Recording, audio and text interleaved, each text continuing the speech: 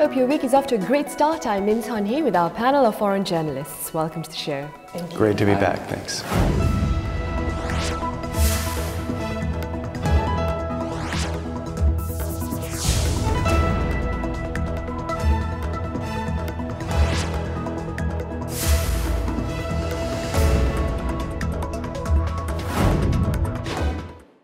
For this edition of Foreign Correspondents, we are here at Cheong Wa Dae Sarangche. It's a center designed to offer visitors a better understanding of Korea's leaders and the country's culture. Have you been here before, Frank? I haven't been here before myself. I've been around Cheong Wa Dae into Cheongbokgung, the palace that's just nearby.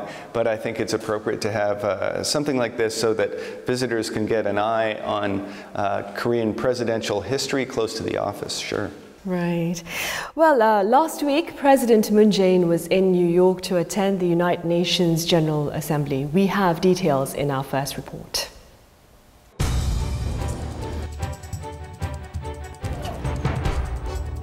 At the UN General Assembly, the world's premier stage of multilateral diplomacy, President Moon made his first keynote address on September 21st.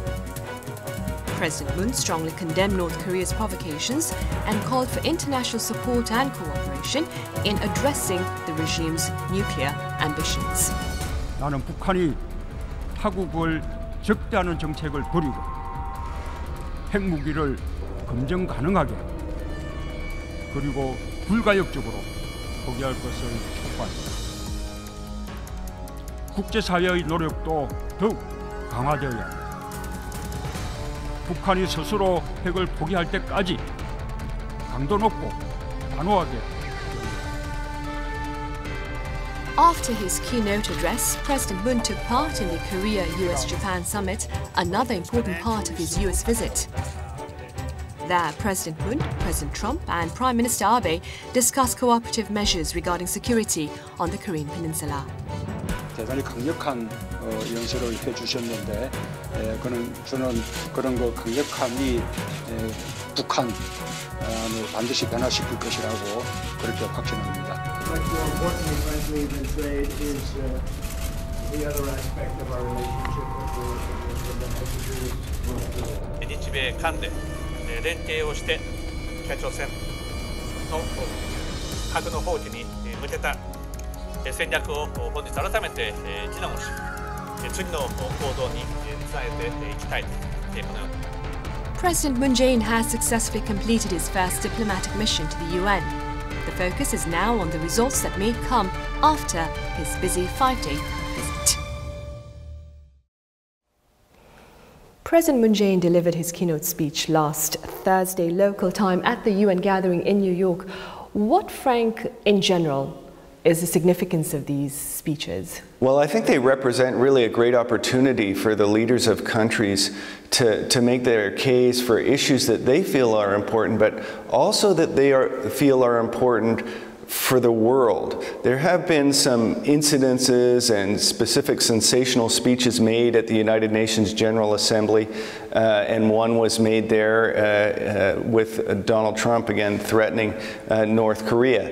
But other than that, it could have been an opportunity for a U.S. leader or for another leader to bring up some other issues that are of more common importance to other countries around the world, such as, for example, climate change. And you heard some other leaders mention climate change as one issue on which, you know, everybody's interests can be forwarded by some cooperation, and it's not the sort of realist dog-eat-dog world that was put forward by US President Donald Trump. And I felt really, with his speech, it was an opportunity lost, and that opportunity was perhaps better taken up by other world leaders in this case. Elise, what are your thoughts on President Trump's speech?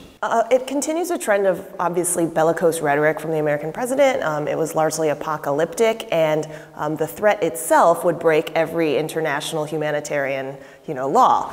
But if it is forced to defend itself or its allies, we will have no choice but to totally destroy North Korea.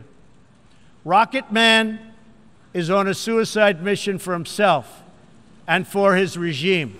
However, One thing that we should keep in mind, though, is even though the rhetoric is extremely dangerous and will probably go down in history of the UN General Assembly for how extreme it was, it doesn't diverge too much from actual US policy. So Barack Obama, when he was president, has said, you know, if North Korea were to actually attack us, and there's a lot of ifs, these are conditional statements, then we would use all our means necessary, conventional and nuclear. North Korea tests a bomb, that endangers all of us.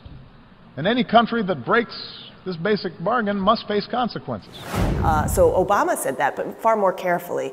Military leaders in the US administration now, Mattis, the Secretary of State, Tillerson, they have used the term effective and overwhelming response if the United States was threatened. And so it's not that what Donald Trump said substantively was too different from US policy. It was the way it was said that often is the problem right now for America's. The phrase totally destroy, was it? Right, but in effect, the substance of what effective and overwhelming response is means the same thing. So the ends are still the same. Yeah, it was interesting to see all these head of states who gathered together in the same place, and I think that's very important. This is how diplomacy works. Like, of course, their speeches are important, but what matters more, I think, is like the meeting they can have, like the discussion that can take place, and of course, there is no immediate effect. It's a slow process, but that's how diplomacy works. It can be frustrating, but it's very important. What, Frank, do you think was an important task on President Moon Jae-in's agenda at this particular gathering? I think Moon Jae-in has had a very difficult time given his position and his strategy of trying to engage North Korea, pursuing a two-track approach toward North Korea, going along with US-led sanctions and pressure on North Korea on the one hand, yet on the other hand trying to engage Pyongyang through various different measures, including, for example, some $8 million in humanitarian aid that are planned to be dispersed through international aid organizations to North Korea from the south, something that's frowned upon certainly by Japanese Prime Minister Abe and perhaps by US President Donald Trump. So this gives him an opportunity to at least meet other leaders of similar minds. President Moon Jae-in has made some 20 speeches since taking office, and for some of these speeches, I'm sure as a foreign journalist you've been there personally. What, Elise, are your thoughts on his manner of delivery? I think anything is a step up from the previous president. The previous president had a real problem of coming off as completely robotic, right? And then there were also criticisms of the way she used Korean language. And so the fact that Moon Jae-in is a former attorney, you know, who has a lot of experience in these situations in which you would have to give speeches and then also just relate human to human, I think is really important. He has gone out of his way to seem more like a regular guy. And so, you know, at the most recent time I saw him, which was his 100-day press conference, not only did he only open at the podium briefly, and you know, try and be pretty approachable there and take a lot of questions. He also had a section in which he sat down at a table to take questions in order to just seem more approachable in general. And so I would highlight that as one of his rhetorical devices or, I guess, stylistic attempts to try and meet with the public. I think in terms of actual speech giving, even within the people that he competed for the presidency in the roundtables that they had, in the debates they had, he wasn't the best.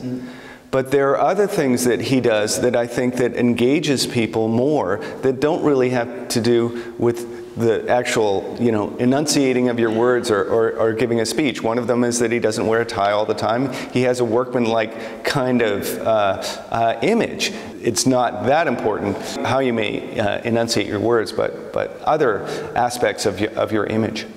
What are your thoughts, Fred? No, I agree with Frank. He's not a great orator in the sense that, but he's a very good communicator. He's good at convey some emotion. He's good at showing his human side sometimes. I remember this speech in Gwangju. 5.8은 불의한 국가 권력이 국민의 생명과 인권을 유린한 우리 현대사의 비극이었습니다. he hugged the daughter of a victim. I agree with you, that matters most, and he won the election even though he was not the best orator. What more could he do on the diplomatic stage to perhaps ensure a greater presence within the international community, Elise? I don't think that he doesn't have a huge presence in the international community because of the news events that are kind of happening around him. One, this candlelight revolution that brought him to office in the first place has made the South Korean president far more internationally known than if there hadn't been this happen. And then second, because of the North Korea situation, South Korea is just in the news a lot more than it normally would be, and so I think that we say his name far more than we would expect. We do. I agree with you, but I think we don't say his name enough, and I'm surprised that the way I see it with the Korean crisis, when there is a problem, South Korea should be the first leader that we listen to. I think he should have he should assert his presence much more than when he's already doing. Like when there is an issue in North Korea, South Korea should be the first country that we refer to, then we ask its opinion. Yeah, that's an interesting thing to bring up because I cover both South Korea and Japan, and I will say that the way that the Japanese government deals with foreign media is far more savvy than the South Korean administration. So South Korea tends to lack English-speaking foreign spokespeople in general, like including at the Ministry of Defense. When you go to Japan, not only does if you're a reporter covering Japan, all press releases, all speeches, releases by the Ministry of Defense, they all come in English and in Japanese.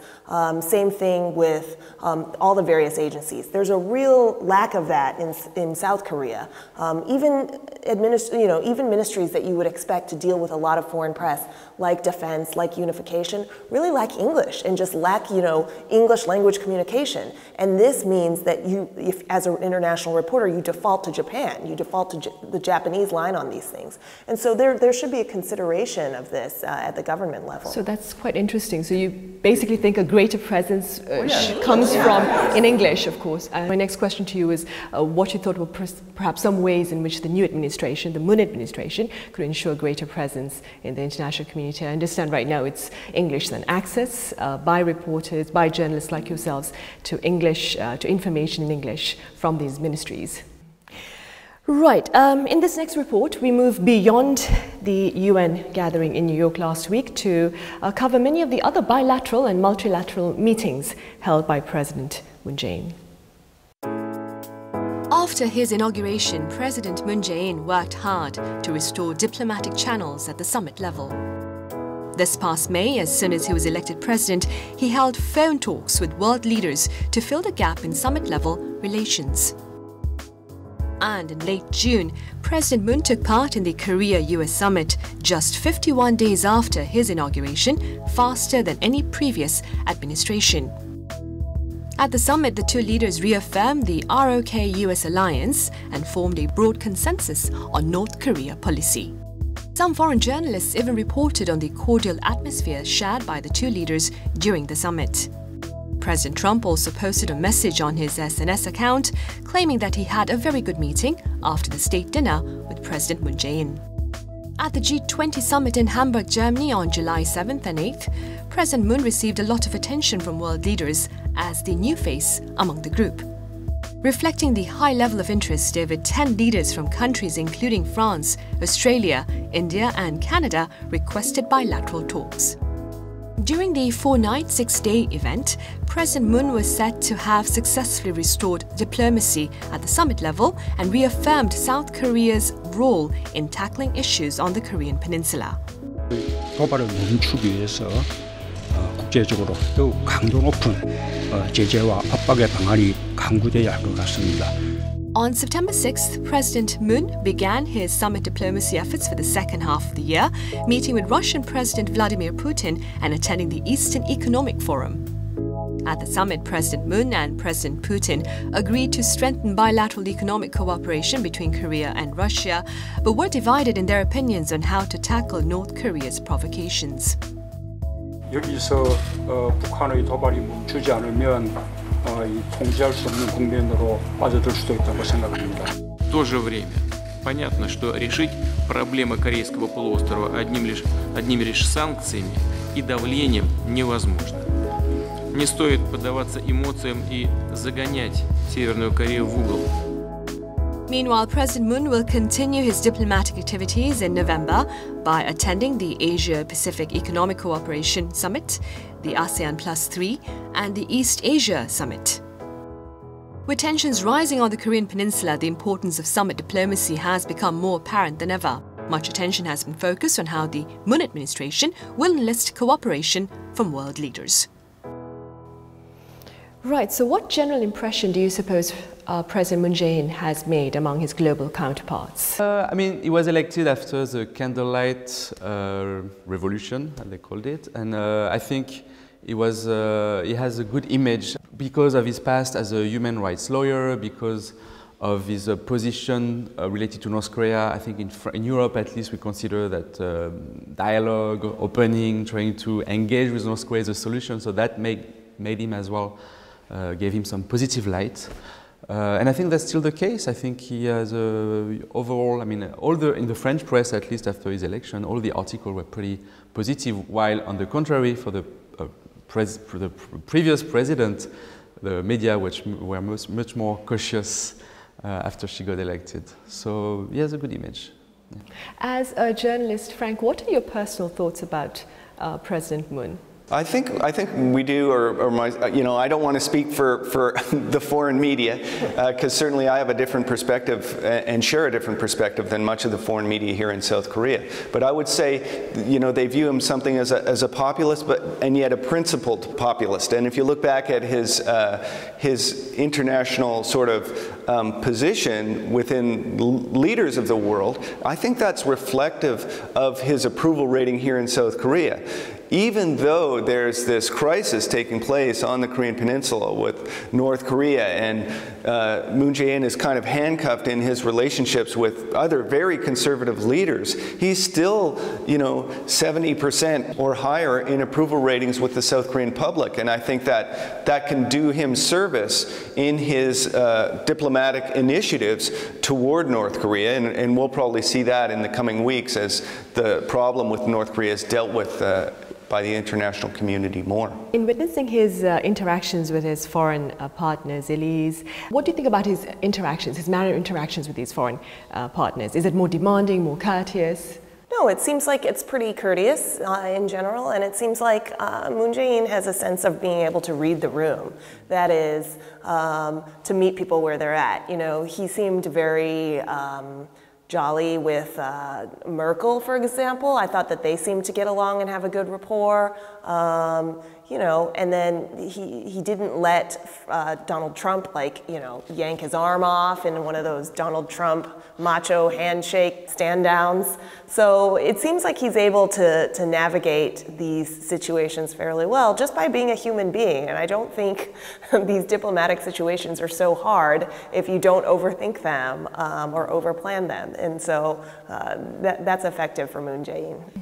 President Vladimir Putin, the Russian president, he is notorious for being late to his meetings with foreign leaders. He was half an hour late to his meeting with President Moon Jae-in. I understand in 2014 he kept German Chancellor Angela Merkel waiting for 4 hours. Last year, I think, Japanese Prime Minister Shinzo Abe waited 2 hours. Now, some pundits claim, Frank, that this is a political strategy. What are your thoughts? Yeah, absolutely. It's a political strategy, and I think it's reflective of other, relationships between those two countries where their other diplomatic and probably security and economic relationships stand. I would say probably things were not going too well between Germany and Russia when Angela Merkel was waiting around for I don't know how many hours. And these are orchestrated. I think it's actually quite petty myself, and that, and impolite, obviously, but it's reflective of these other issues and political, miscalculated concerns, I think. Okay. President Moon Jae-in was at the G20 summit earlier in July in Germany. What are your thoughts on his interactions there? I mean, that was interesting to see that I think all the other head of state wanted to meet him. And I think the reason is obvious, is because there is now a much worldwide concern related to the crisis on the Korean Peninsula.